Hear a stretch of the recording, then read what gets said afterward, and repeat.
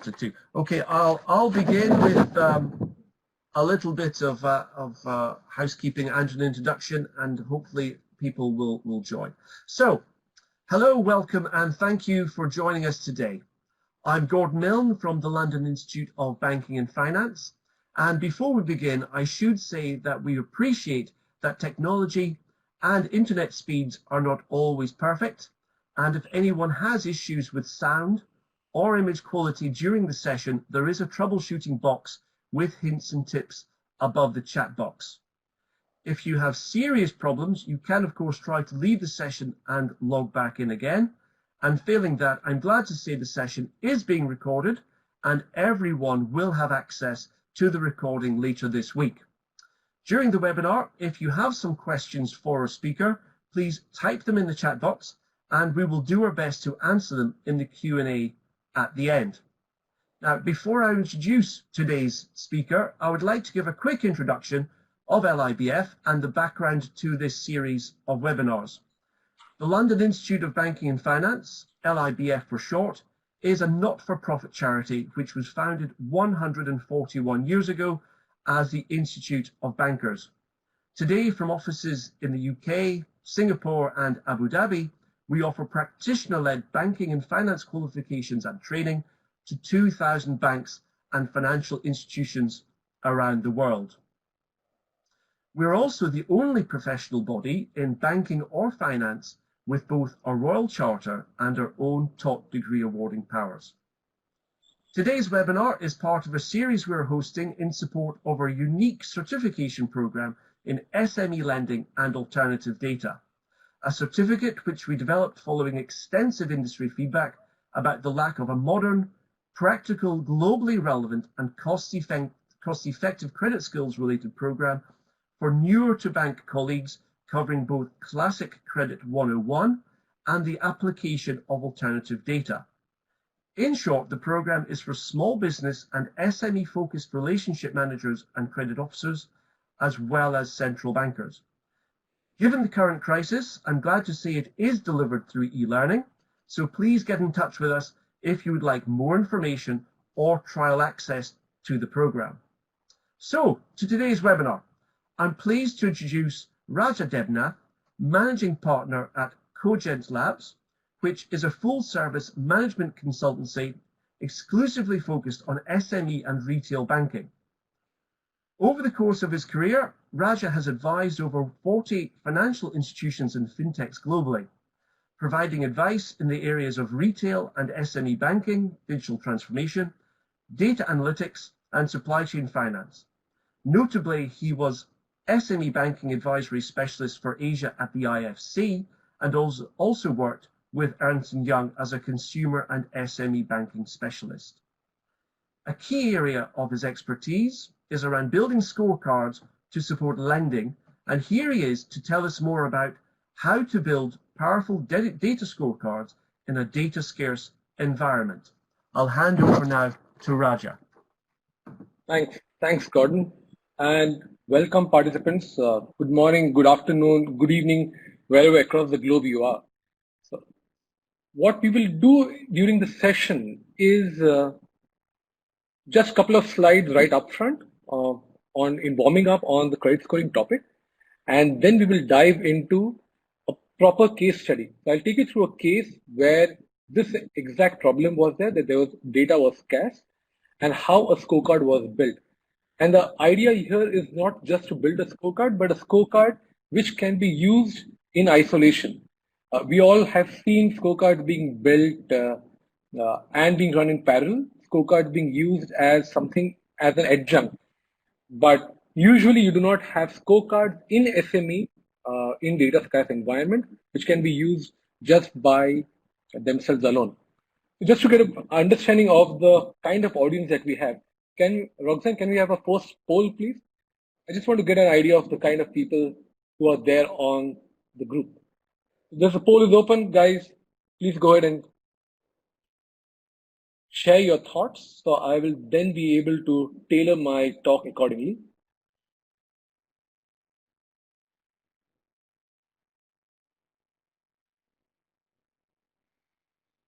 The split is slightly more than 50% have been using scorecards at work.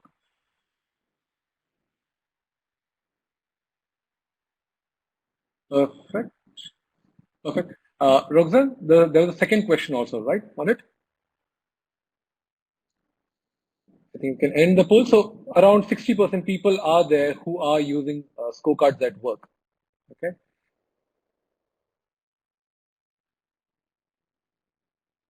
And this is the next one.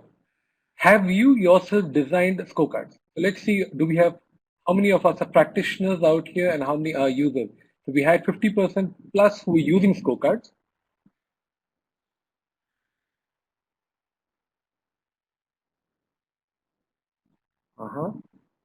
So predominantly, we have a few practitioners here. So I would say around 15%, 15 to 20% are practitioners. Wonderful. I think we can end the poll. That gives me a fair idea in terms of the people that we have on the group. So let's start with scoring. So when we talk of credit scoring, what we always think about usually are the application scoring, your A-cards. But scoring as such is across the entire value chain of a loan in that sense. So it could be prospecting scoring when you're trying to understand who are your target customers. Okay, that's at one lens, prospecting scoring. You have your A cards, which everybody knows about. Then we have the behavioral scoring, which you understand whether you want to upsell, whether you want to cross-sell, your propensity scores, repeat borrowers, next best product.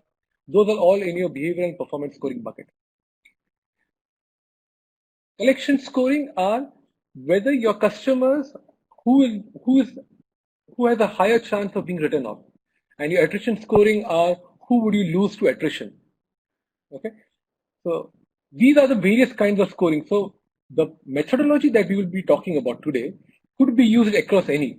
Our case study is around application scoring, but remember the same logic can be used across any of these scoring buckets. Okay. There are a lot of questions which are coming in. I will try to keep time for Q&A, and we will then go into these questions during Q&A, as many as I can solve at that point in time. So in terms of a credit scorecard, this is what output of a credit scorecard, once you've been using it for some time, should look like. Okay, so this is these bars which you see, this purple bar. These are your bars in terms of what are the score bands. So when you have scored customers, these are the number of customers that you're seeing in every score band. It should usually be a normal curve. The red bars which you see here, those are your delinquencies. Okay. What a scorecard is always trying to do is, a good scorecard tries to see that at your lower scores, you have a higher proportion of delinquencies so that you can use cutoffs. Okay, so this is what a good scorecard should be. This is what a good scorecard graph should actually look like. So that if you set a cutoff here at A, this point A which you see here, sorry, once again, you can't see my, okay. This point that you see here, if you were to put a cutoff here, then you are saying that a score of 160, if you cut off here, then you will be able to get all these bad customers out. You will be losing some good customers here also. You lose some good customers here, but you're fine with it. That's your cutoff strategy. You want more of the bad customers to be removed, then you put your cutoff at B. If you're saying that your bank is completely risk averse, we put a cutoff here at C. So higher cutoff score, all your bad customers here you see in the red bar, they are removed. So a scorecard, we always think a scorecard is meant only for increasing your proportion of good customers. However, a scorecard can also be for deepening penetration of niche segments. So you choose your segment and then you go deep into it. If you understand your segment very well, if you have a good scorecard, this is what you will end up with. You'll end up with deepening. You'll end up with a higher sales and higher credit productivity.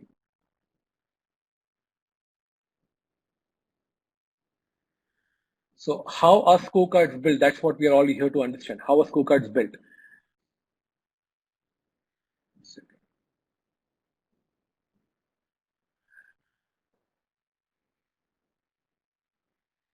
So the data maturity will determine what is the methodology that we'll use. So there are three categories that you will find yourselves in.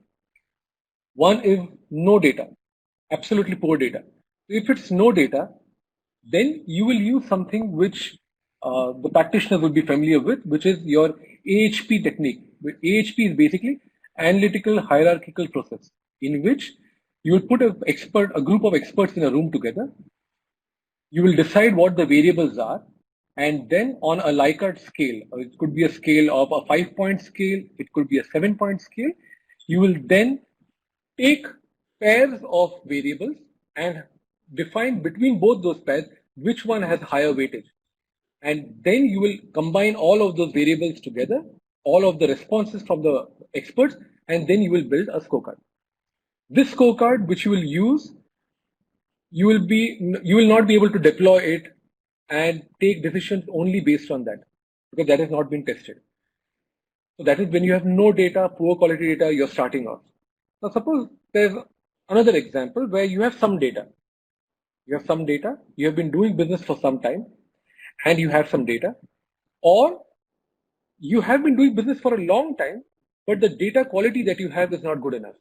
You have not collected the data. Then what do you do? Okay. So we have gone through the expert scorecard. So when we spoke about this part, we are now talking about when you have some data. In this, there are two approaches which you will take. The first approach is that you will build a statistical model using the data that you have. Here you may not have a great output. Your scorecard will not be something which you may be able to use directly. You will then do a sense check with the experts. The experts will then say that, okay, there are some variables which you have not captured, which is usually the case. You will then add these variables, and then you will deploy it alongside your regular monitoring, regular underwriting. That is one approach. The second approach is you will build a statistical model and just directly deploy it. And these approaches are usually the approaches which we will encounter as banks. Because what will happen as a bank is, you may have been doing business for a long time. A lot of it, the data will be in paper form. It will be in files. There will be a lot of gut feeling which must have gone into the analysis. So you have a lot of data with you, a lot of data. When I use the word data, let's understand, let's differentiate. Data can be event data, which is whether the customer has been good or customer has been bad. That is one kind of data. The second kind of data are the variables which you have used in actually underwriting and the variables that you have captured. So these are two separate. Banks which have been doing business will usually have event data. That means they know whether the customer has gone good or bad, but they will not have captured all the variables which they would have used in actual credit scoring, which is usually the case. Okay. The last one is the easiest. When you have tons of data, you will use a machine learning model, you will use some advanced statistics, and you will build. That is not the point that we are going to be talking about. We are going to be talking about the second part where you have been doing business, you have event data around your customers, and now you do not have variables that you had used to actually underwrite those customers. Then what do you do? How do you build a scorecard then? Okay. With this, we will jump into the case study. This case study will explain exactly what we are talking about. This scorecard was built for BRAC Bank. Now, BRAC Bank, the bank in Bangladesh, I've seen SME banking across the globe, and I would say BRAC Bank is the best bank. I would say the best bank when it comes to underwriting small businesses in any market. And we are talking of in any market which does not have enough data, where your credit bureaus are not as strong, where you have a lot of new to bank customers. So in a country with 65 banks, this is data as of 2016 when we had built the scorecard for them. They had a 37% market share of all collateral-free loans in the market. That tells you how strong this bank was. We need to understand BRAC's unique business model, and the reason I see some questions in terms of credit bureau questions. A credit scorecard is very personal to that particular bank, because if your model changes the way you do business, your scorecard will also change. Okay, that is very, very critical. So please understand, you cannot take a scorecard from some bank, and this is specifically true for SME. This is not true for retail banking, but in SME banking, it is true that the scorecard will depend entirely on the business model. This model that we are seeing here, they had a loan officer. The job of the loan officer is actually go out in the field, meet the customer, spend an hour with the customer. If they feel that the customer is good, then the area manager and the area credit manager will have separate visits out there. They will then look at the customer. They will create a cash flow model for the customer, because these customers don't have banking, extremely poor banking. Everything is in cash transaction. There's no digital data out here. So now the area credit manager builds the cash flow model. Then this model is sent upstairs to the centralized office. The centralized office will then do underwriting on this based on their gut. Okay, and then loan gets disbursed. If there is a delinquency, the loan officers are going to be the first point of call. They will be collecting. There's a special monitoring team which goes and actually monitors. So this is the model which was there. It's a great model, amazing model.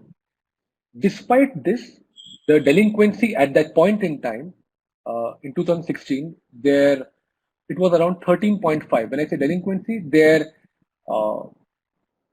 coincidental delinquencies on their portfolio, vintage curves on a particular portfolio, which they were buying, it was 13.5%. Okay. Now the same, and they did not use any credit scoring model at that point in time. Well, what were the challenges that they had? Challenges, and this you'll appreciate. Many bankers will understand their same challenges. They were doing around 7,000, 8,000 loans a month, but they did not have anything. They did not have a loan origination system. So the data was all in files in physical format.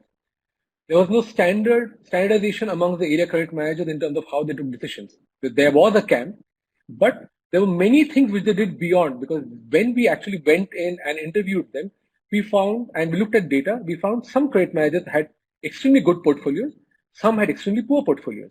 Okay, and a lot of gut, even the gut there was no uniformity in the gut variables that they were using in the gut decisioning. So we were told by the bank that please, we do not trust our data, do not even try to build a credit scorecard using our data.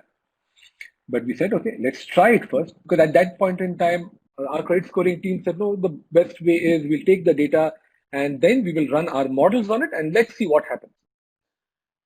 So this is what happened. The first scorecard that we built using the data that they had, and we had data for 12,000 customers. So we actually took data for 12,000 customers. We used all the variables that they had captured, and this is what we got.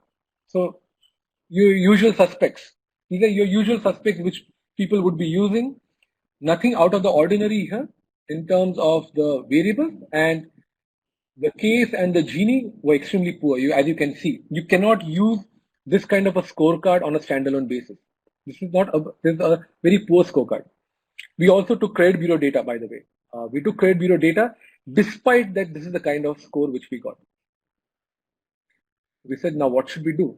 So we said that let us try a new approach. So first we said, we cannot use one scorecard for entire SME. So we need to now look at this at a segmental level. So we looked at the portfolio, we figured out the largest segment, usually across the globe, is your grocery segment. Your mom and pop stores, they are your biggest segment. Notorious in not having banking, and usually new to bank. We said, let's start a new approach. So what did we do? We said, first segmental scorecard. Then we met the area credit managers who were actually doing the underwriting. We went in the field, observed the multiple grocery stores, and we arrived at 144 expert variables. Okay, till here, we're pretty standard. We used 144 expert variables. Then we said that we anyway have event data on these groceries, because we know that we have 20% of our portfolio in the grocery segment. We know many of them are good and many of them are bad. So we went back in the market and we collected data for 650 customers. We said, let us go back. We went back in time and we collected data on this 144 variables on 650 customers. Okay. We basically factored the sample. I will come, the next slide will explain factoring as to why we did the factoring, but let's hold on here. So we took that sample, collected data. Then we did the analysis on the data. Okay. So now the challenge that we had, that we did not have data on those variables, now we had them. Now we had 144 expert variables for the 650 customers. Then we built a scorecard. Then we did a validation, a different kind of validation again for this. And this is the scorecard that we built. The scorecard that we got had a Gini of 71. Your scorecard practitioners here will understand this is an extremely high Gini. This we got and we deployed the scorecard in February 2017. The scorecard is still being used by the bank. We perform validation every 6 months and the scorecard still holds good. The delinquency where we were running at a 13.5% delinquency, that has dropped to sub 2.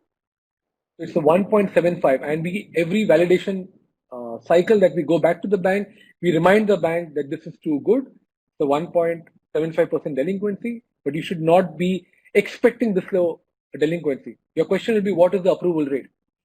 We are running at 85% approval rate. Approval rates are high. They were actually 80% before we started this. Our approval rates have gone up slightly. They've gone to 85. And this is the Gini that we are getting. Okay. So the point about factoring, so let me just explain what I meant there. So we had 650 cases. Out of that, 162 were 90 plus, so we took bad as 90. So 162 were 90 plus and 488 were non-bad. On the bad, we had a sample rate, sample bad rate was 25%. Okay. So 162 divided by 650. We knew that in our original population at the bank, it was 13.5%. That was the delinquency. So we factored the goods up.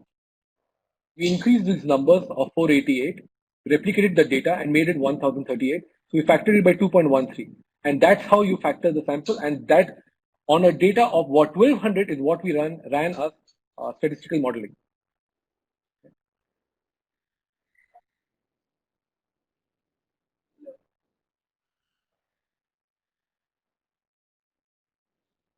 One second. There was supposed to be some, okay, animation has gone here. Okay. Let's look at some of the binning statistics here. Some binning statistics which we have here, which you will find very interesting. And this is on the data. Look at the first one here.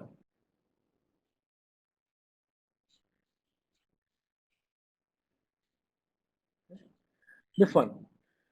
Years in operation in the current business. And when we ran this binning, when we ran this data with the bank, I still remember it was a very funny incident. There were 20 of the top bankers, top people in the room who had been doing banking for the last so many years.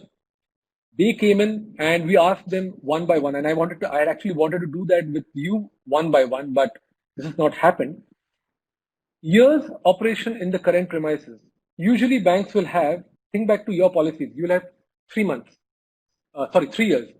You will say that people should be running their business at the current business premise for 3 years. We figured out that it doesn't matter. We figured out that it's only way for the grocery. And anyway, understand whatever I'm talking here, it's for the grocery segment because it's a segmental scorecard. We saw that under 10 years, whether it's 3, 4, 5, 7, 8, doesn't matter. It's only when it is beyond 10 years and beyond 20 years that there is actually a difference in your bad rates. Okay, interesting here. Look at storeroom. Should a grocery business have a storeroom? We figured out that the moment somebody has 2 storerooms, the delinquency drops, and this is on a 13.5% delinquency portfolio. Remember that. This drops drastically. The moment somebody has more than 1, it drops. Income, yes, we understand, but the question is at what income level does it actually matter?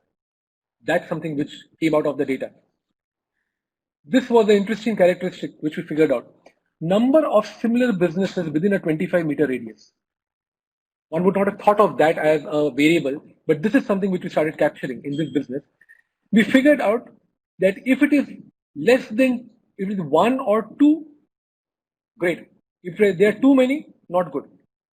But when we sat and asked these questions to the team which had been doing this business for the last 10 years, they did not agree on these parameters. But at the end of on these variables and on what the variables meant, but at the end of it, they had to agree because there was data. Loan to sales ratio. Does the business give credit to customers? These are just few of the parameters, few of the variables which I'm showing. And I'm trying to bust some of the myths that we have in our policies. Does the business give credit to customers? Yes, if they give credit, they are twice as better than businesses which do not give credit to customers. Okay. So these are some of the binning parameters which I'm showing you. This is what the output of the scorecard was. So you see the steep curve, you're able to see the steep curve because of the very high Gini that you saw. So if this you see, just 34% of the losses are in less than 325 score. Just by cutting out this scores less than 325, you are able to remove 34% of the bads. Similarly, if you go below 400, you are able to remove close to 70% of the bad. And this is the reason why the scorecard now became that much more powerful in distinguishing between the good and the bad. So your approval rate did not fall down, but you were able to identify the bad that much better. You will be interested in looking at the scorecard. Here is the scorecard. Okay, here are the scorecard variables actually. So remember, the hybrid scorecard on the left-hand side is what you see is what the scorecard was initially. The ones which I have highlighted in bold, which have done bold, they are the only financial numbers, financial numbers here. Total business, applied loan amount to annual fee. These were the only three which we could find in the hybrid scorecard. In the new scorecard, not necessarily in the order of importance, but just look at the variables which we have now used here, which we have been able to use. Does the store have a refrigerator? Okay. Quality of lifestyle. The question will be, how do you quantify quality of lifestyle? So the way you quantify quality of lifestyle is we used a technique in which we went out in the market and photographed 25 different houses and different businesses. We photographed them. Then we got a team in the room and we asked them to define what was the lifestyle and what was the business premises, what it looked like, high, medium, low. Then we took the crowd, that's the crowd which was there. We looked at the crowd and then based on the crowd, we said, what is the crowd feeling in terms of which one is high, which one is low. So whatever the majority agreed, that is what we defined as a low, high, medium lifestyle. And that is then what we trained our team on when they were going out in the market to actually collect the data for the 650 customers. And subsequently, once we understood that this was an important criteria which was there in our scorecard variable, we trained the credit team which was going out on the field and collecting this. So in your case, your contact point verification team would have to be trained to then capture what is good, what is bad, what is high, medium, low. Something else, we spoke about storerooms, we spoke about quality of business, refrigerators, traveled abroad. How many times have you traveled abroad? That's again something which we looked at. Based on these, this is how we created this scorecard. Okay. Something else that we did to add some safeguards to it, that people don't play around with it. So we added some key judgmental variables and we cross-linked them so that the important points were quality of lifestyle and quality of business. So we added 3 more points in terms of if it's quality of lifestyle, let's also look at the monthly food expense, house electricity expense, and monthly education expenses. Because if these are low, you can't say that my monthly food expense is low and the house electricity expense is low and my quality of lifestyle is high. That can't happen. So we built some safeguards in based on the market definitions out there so that, and these are numbers, these are not actual numbers. I have just changed the numbers slightly so that you don't see exactly what the numbers are, but these are proprietary to the bank, so that the RMs who are filling up the sheets and they're filling up the cash flow statements, when they're filling up, they do not know, they cannot play around with the end output. Some of the variables which I have shown you, some of them are dummy variables. There are some key variables which we have not shown here. So no RM at any point in time even knew what the variables are, but even within the variables, there's the weightages which are there. Therefore, I said, just using this scorecard in any other market or even in the same market by any other bank is of no use because the weightages are different. Because BRAC did their business in a particular fashion, this model works for them. If tomorrow BRAC changes the business model that they are doing, we'll have to change the scorecard again for them. That is something which we need to understand. Nearing the end, I want to keep enough time for Q&A because there are a lot of questions which we see. The key safeguards that you use, the questions will be, the experts are listing the variable. You have to be aware of a selection bias. What do I mean by that? That your worst customers who are there, the customers who have skipped, okay, or customers who have completely closed the business, you don't have their data. Similarly, the customers who are now showing bad, okay, if you have gone too far back in time, when the customer's position may have deteriorated so much that it is wrong to believe that when the customer had been given a loan and when the customer defaulted, the customer's business lifestyle and everything else remains same. So you should not go too far back in history. Every single response has to be quantified. I gave you an example of how we quantified quality of lifestyle. Okay, so everything has to be quantified in terms of a response. Create your template for subjective variables. Everything that you use, they have to have a template. Data collection, when you're building the scorecard, the 650 variables that we actually went out and used, that was the critical part. Okay, so when you are collecting data, you have to be very clear that you're collecting the right kind of data. You're not collecting data, not filling up templates in the wrong way. So maybe this is not a job which you will outsource to a market research agency. Or if you're outsourcing it to a market research agency, then you will have to go out in the field, do sample checks with them to understand that that data which they're collecting is right. Because everything that you're doing is based on that data. You will usually face the challenge that you will not be able to collect too many bads. Because we built this one scorecard, after this we built another 4 scorecards. And that's when we found the challenge that getting bads were a challenge. Or something like this, we wanted to say that we require at least 125 bads. We did not want to start building this scorecard and relying on it completely with less than 125 bads. So that's something which you have to be very careful about. You can change your bad definition in that case, not look at 90 plus, but look at 60 plus, okay, and use that.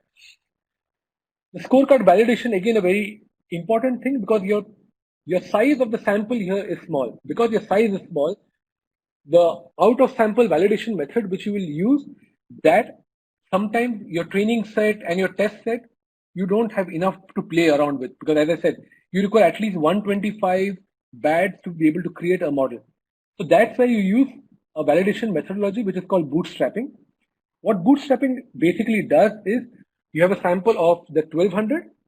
Now you will remove one case from there and you will now do the sampling exercise and the testing on this 1199. Then you put this one which you have removed, put it back in, remove another. You're basically creating tons of samples in which you are removing one of them. You could be removing one, you could be removing 10, as you please, but you'll have to test this out in multiple times. Okay, that's the way you would do this. That is how you would end up with a scorecard which you can use and which can be used when you do not have data, like I explained to you. I think we can now start taking some Q&A. So I've kept enough time for Q&A. So let me start taking one by one. So the first one is, what is the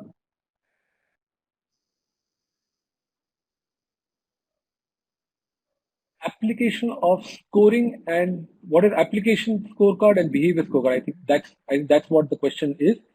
The application scorecard are basically scorecards which you are using for credit underwriting.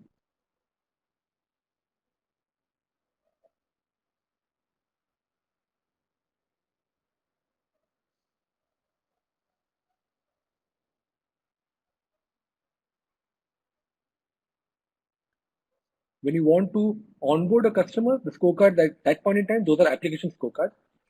Behavior scorecards are when the customer is already your customer. He's your customer right now. He's been with you. He's on your books. At that point in time, you have data of the customer. Now you want to suppose find out whether you want to do some cross-sell. You want to do a top-up on the customer. That the scorecard that you use for doing top-ups, that's called a behavior scorecard.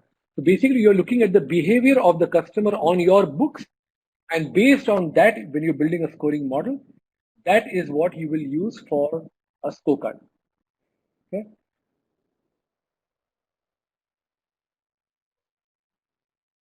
This is from Cambodia. Sophie, he is asking, after development of scoring, we do validation. When we launch the scorecard but does not work in loan approval, then do we need to use expert scorecard? So the point is, as I explained, you will first build the scorecard. After building, you will do the validation first.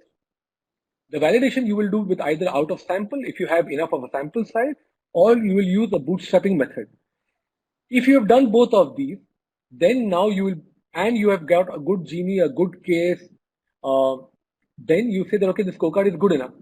When you now start using the scorecard, you will use the scorecard initially in parallel still. You have a scorecard which is very good, but you want to believe, you want to test it out also. So for the next 6 months, test out the scorecard parallel, running in parallel. And then if your approach has been right, if you've done it right, this scorecard should work. You should not need to go back to an expert scorecard. If you have to go back to expert scorecard, then either the data that you had collected, there's a challenge with that. That data was not correct. The sampling data that you collected was not good enough, and that is the reason your scorecard has failed. This methodology, we have gone ahead and used it multiple times now. This is not something which is used in the scorecard world. And each time that we have used it, this has worked, and those scorecards are operational right now in the bank. So I guess that should work. Question is from Jason. Jason asks, how do you build an SME scorecard for a new bank? Good question, Jason. This methodology does not work out there. You will have to use a hybrid of this methodology. What is the hybrid? The hybrid is you will then have to go to the credit bureaus. That's where credit bureaus come in. The credit bureau then has event data. Remember, why do we require event data at the bank?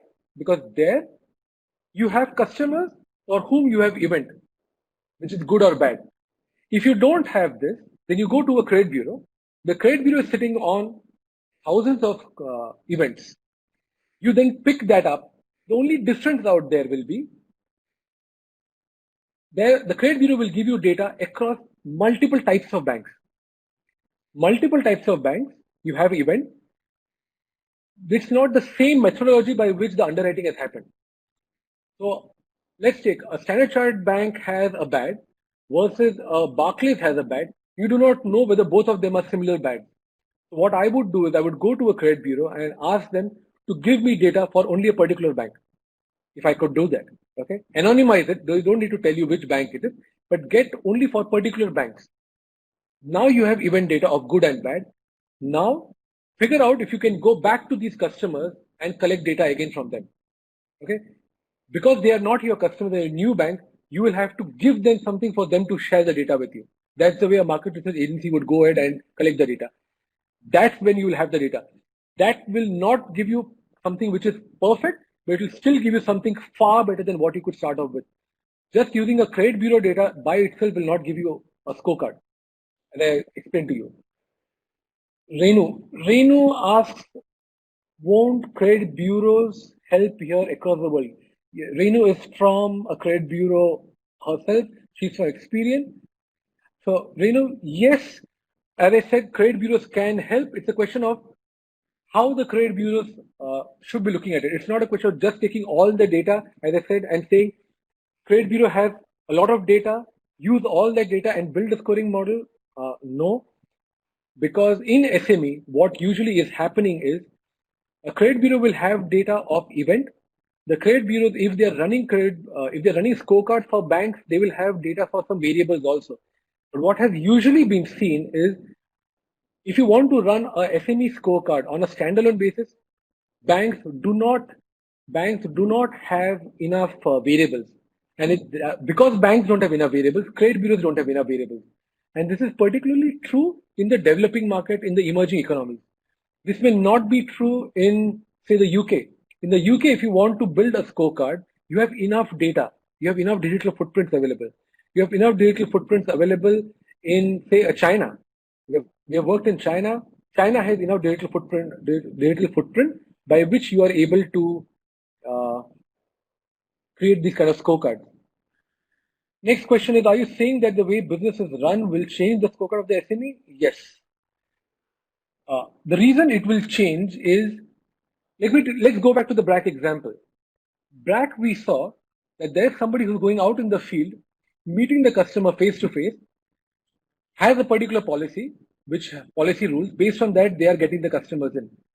If now they change the method and say, we want to reduce cost, so we do not want to send customers for every visit, let the RM decide, the sales RM decide which are good customers. Only where there's a gray element, there the area credit manager will go. The moment this change happens, what will happen is that the seriousness and the rigor which was actually there in place in choosing the customer, that will change. So what we are saying is that the inflow of customers, your sample which is actually coming in, or not sample, your through the door population, that the quality of that is changing. When the through the door quality is changing, we then do not know whether this scorecard is still going to be valid. Today, the customer, they had a monitoring team. If they removed the monitoring team was going after the verification. Sorry, after the disbursement. After disbursement, the monitoring team is going in the first 30 days and actually checking whether the customer is really there or not there. If that team is not there, we then do not know that the way the credit manager is today filling up the data, whether that will change. Because today the credit manager is filling up the data knowing very well that after 30 days, somebody is going to go back and check. So he is very careful. If he changes that, the monitoring team, then his behavior will change. Because scorecard at the end of the day is the data. Yes, we are using a lot of data, but there's psychology also involved, the psychology of the person who's filling up the data. We do not want to change that. When we change, our output will also change. I hope I've been able to answer that point. There's another question from Sophie, which says most of the scorecard is built for micro loan and retail. Is it correct? And for SME corporate, is it hard to approve loan via scorecard? True. Most are built for retail and micro. You could go up to small business also. So every country has a separate definition of small business. So in this case, here we were building the scorecard for approving loans up to $2,500. And this you have to remember in a purchasing power parity concept. Okay, so that in a developed world multiplied by 6-7 times, you will get around $15,000 to $20,000. So I'm ready to go up to $15,000 to $20,000, and that's what we have seen. We have also seen scorecards being built up to $100,000, okay, in these kind of markets. That is possible. The only difference is the moment your amount starts going up, because the amounts are going up, you will get a lot more financial parameters which will come in. Because when the amounts are going up, you're assuming that the business is larger. If the business is larger, you will have banking then. You will have financial statements. Those parameters will come in and they will then get that much more weightage. So yes, these are other points which are there, which are non-financial. This is the way in which you will get the non-financial parameters. But the higher scorecards you will be able to do with more financial parameters. Corporate, no. You could use you will use rating tools out there. You will use rating tools, you will use rating scorecard, but you will not rely only on a scorecard at the very high level of loans, which is basically corporate or mid-corporate. Is there any scorecard to be built? Is there any scorecard to build by consideration for both application behavior? No. Your scorecards are built separate. You will have separate scorecard for application. You'll have separate scorecard for behavior. And even within behavior, if you want to do a top-up scorecard, that's a separate scorecard. If you want to do the next best product to be sold or cross-sold to the customer, that's a separate scorecard. You want to cross-sell insurance, say, to your customer. So which customer you will sell insurance to, that will be a separate insurance selling scorecard. So your scorecard answers only one question. Always remember that. Every scorecard answers only one question. This scorecard that we saw is answering the question, should I fund this customer? Yes or no? We built the scorecard also along with the limit allocation tool. What it means is that the scorecard which we built, it was built along with what is the amount to be given to the customer. Because you remember, there was a variable out there which we had said loan. Let me go back here. Loan to sales ratio. Okay. So this will change based on loan amounts. So we therefore built a limit allocation tool which also said what is the loan amount that this customer is good for. Otherwise, usually scorecard would just end up saying yes or no. We went one step ahead and we said the scorecard should not only say yes or no, but we also say yes for what amount of loan. Because that changes. Somebody could be good for a $10,000 loan, but may be bad for a $15,000 loan. So that's what is called a limit allocation tool. Okay. Benny has a question here which says, how do you account for black swan events? Example COVID. That's a very good question. When you're building a scorecard, what is now going to change because of the black swan event? All the scorecards which are being used today will have to be recalibrated. You cannot continue using the same scorecard right now. Okay. So there's an exercise which is already underway in terms of how you now do it. And this is a challenge that we are now looking at because we are still in the midst of it. We are not out of it. So till we are not out of it, we will not know how we are going to be attacking this problem. So that's my answer because I do not have the answer to that. People say we are seeing a lot of this in terms of post-COVID, what the world will be. My answer to that is we are still too early to talk about the post-COVID world because we are not still in the post-COVID. We are still within the COVID times itself. So what will happen, your alternate data models, anybody who's using alternate data models, those have gone out for a toss. Those have gone out for a toss completely. So you can't use that, that's for sure. If I were let me put myself 1 year down the line and there's nothing else happening and somebody now comes up and says that, okay, let's build a model using this methodology. I will have to be very careful now that when I'm choosing my window from which I'm going to be choosing my cases for sampling, what do I do about these cases? Do I look at cases right now during the COVID time? Do I look at the cases during COVID time and their performance? No.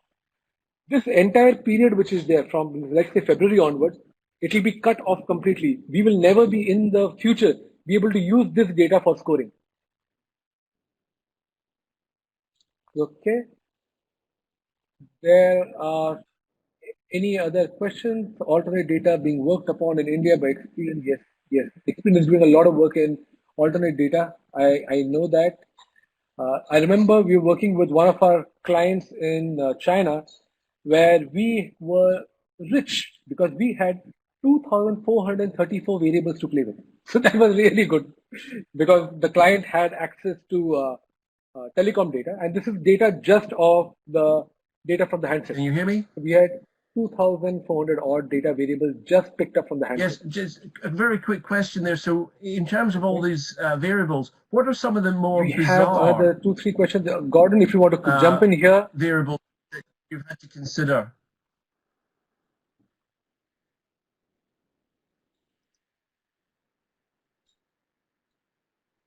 Yes, I can hear you. I can hear you.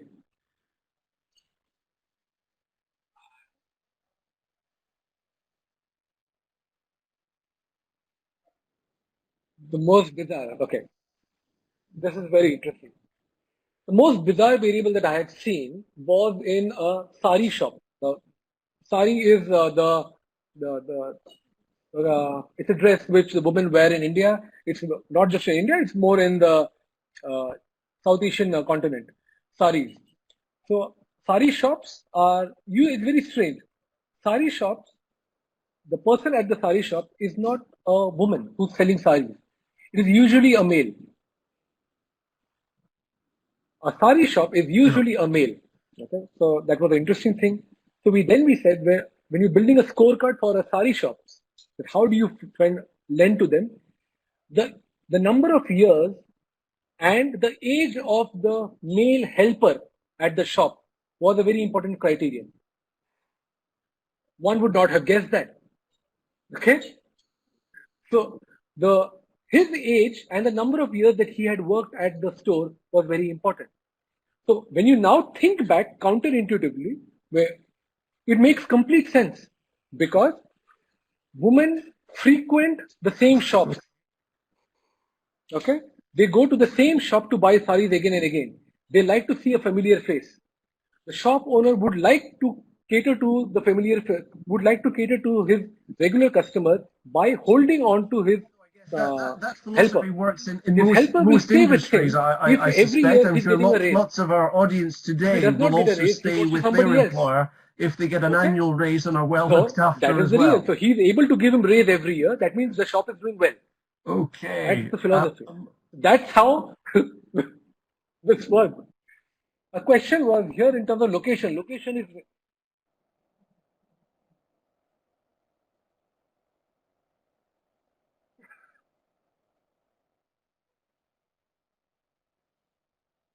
true.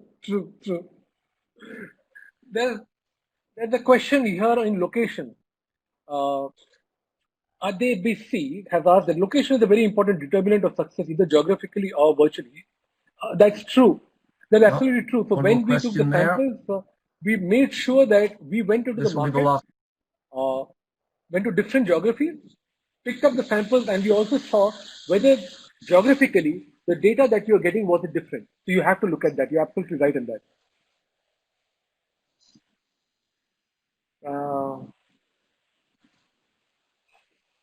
Okay. What are the best practical, last one, okay, what are the best practical models for scorecards, such as logistic regression, discriminant, linear analysis? Trust me, that is the least, that doesn't matter. That is statistics. What you're asking, that whether you should use logistic regression or discriminant linear analysis, please go ahead and use regression, but that is just the statistics. That is the science behind it. Your model will work not based on what regression you're using, but what is the data that you're putting. Thank you very, very much, data Raja, that you use thank to you build a model, especially for how you use plowing how you your get the way data, through all that will 9 determine questions so wonderfully. how strong your I have model to will say, normally in these with that, we have webinars, we answered don't all always questions, manage to but get thanks to through all everybody. the questions, Thanks, so very well done there. all of you. And with a few seconds to go before we Good answering all questions. Gordon, thanks for having me over. So thank you all for joining us. There will be one more webinar in the CSME series that will take place in the middle of July. There will be, as I said earlier, a recording of today's webinar, which will be accessible in a few days' time. I'll close it there. Thank you all very, very much, and goodbye.